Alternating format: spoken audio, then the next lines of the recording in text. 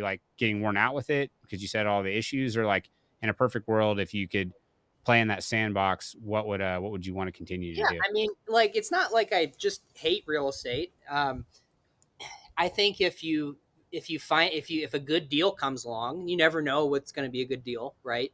Right. But a good deal comes along, and you pounce on it if you can get a good yield out of it, and you purchased it for a ludicrous price that somebody else is obviously going to see the value and offer you a lot more for it, then do it, right?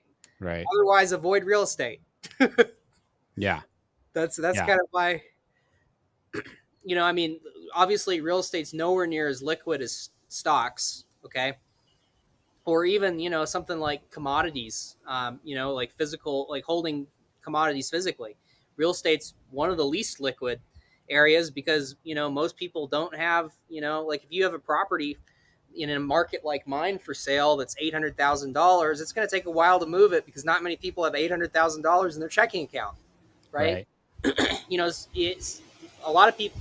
There's only what 20 million millionaires in the United States, right? With a country Yeah. with the most millionaires in the world, 40% of the world's millionaires. So, Right. if you've got an expensive asset in a place where you can't get financing, it's going to take a while to move it. So for me, if in real estate, it's like if you're going to do something transactionally, you want to focus on the stuff that the average person can afford, right? Because that Yeah. those are the types of things that you're going to be able to move.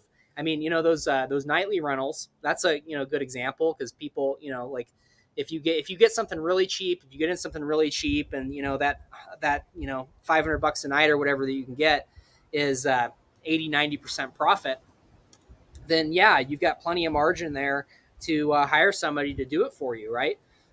But if you if you've got high financing costs, high interest rates, you're given 20-30%, in commissions and taxes.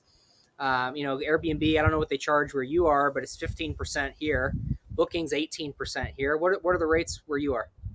I can't remember. We're grandfathered in with our property management group. They had like they're under Airbnb's old structure, which is way less than that. I mean, it's significantly less. So part of the main reason why we really like our property management group, but they've got these much lower rates, which helps us out.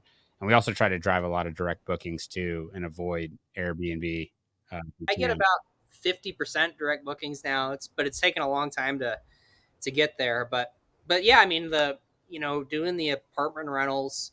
Um, Most of the time it's pretty stress free, but every once in a while, something happens that, just absolutely requires your attention. In your case, it was somebody flipping out because, the internet went out, which, was, yeah, it's kind of force majeure act of God. You should have had a backup, but still you couldn't really do anything about it. Right. Um, but yeah, it's still just, it seems like it always sucks you in the moment when you can at least afford the time.